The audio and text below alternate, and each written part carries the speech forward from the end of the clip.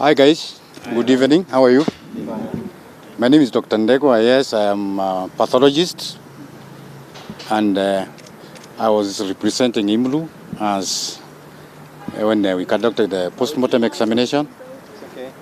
And we have done the autopsy, and the findings are conclusive almost, because we have found that Caroline lost a lot of blood internally and externally. She was about 5 to 6 months pregnant with a male fetus. Unfortunately, I think somebody mutilated the fetus. It has no one left upper lip. It has no brain because it has been sucked out, and the brain, the skull, the bones are fractured, and there is a lot of blood in the abdominal cavity, and the fetus was actually in the abdominal cavity. It had kind of come out of the uterus because the uterus had been perforated at the back, a very big gaping hole, and this led to bleeding. Therefore, what we are seeing is that somebody, somewhere, somehow, attempted to either dismember the fetus and then remove some parts, because the upper lip, the whole of it is not there. Some parts of the bones of the skull are not there, and there is quite a lot of blood there, and she's very pale. Otherwise, we also find some needle puncture marks on the right cubital fossa, meaning that there was some medical intervention somewhere, and I don't know. We have taken some test specimens. We see what kind of medicine that maybe was injected, or this or that.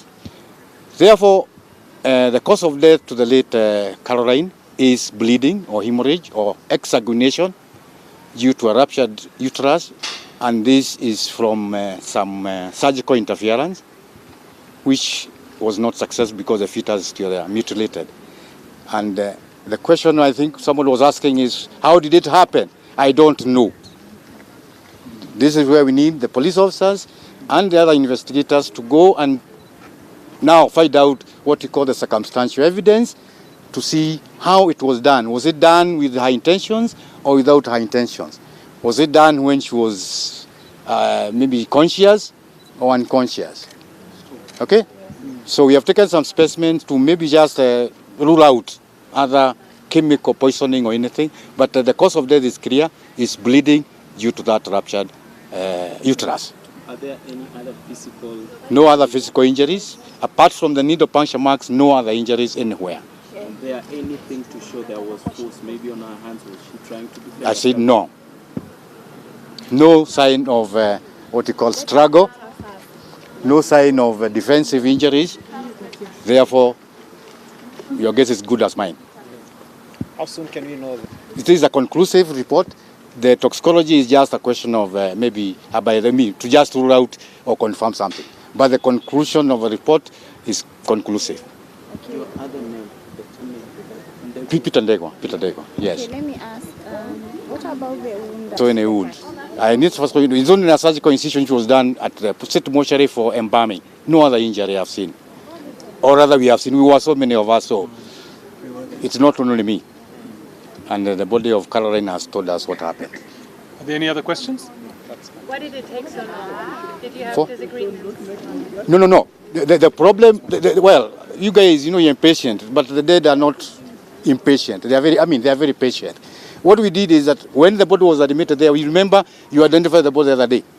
And then you see there is kind of like, what do you call this union, this action of the City Council workers. The mortuary is now not working at all.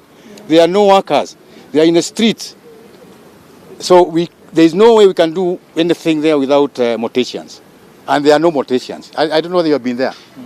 This body, I don't know who even got it from there. Mostly the police got it out because there are no workers. And there's no hurry in these things because what we are saying is everybody should be represented. In fact, I was not happy that they alleged. There is someone who is in because he's the doctor who did something. There is a clinic owner.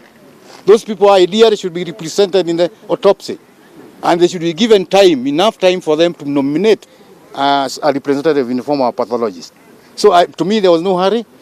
And you remember Dr. Dul was not around. What was the hurry for? and the body is preserved.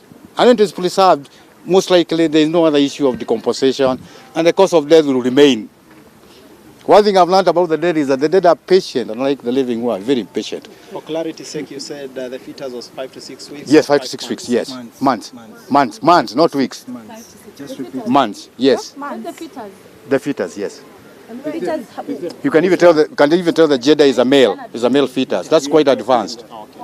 Okay. Are there any other? Let's take one more question, then I'll invite the another statement. Was it like Not like it's an abortion, an abortion.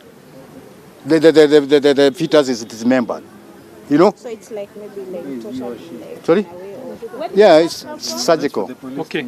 So can I suggest that there may be some additional questions from friends and community of Karo? Yes. That maybe we can take them behind here and allow the other statement to be read now, so that it doesn't get confused with the media Are you okay? interview. You guys, you okay? Any questions for the doctor specifically from the media?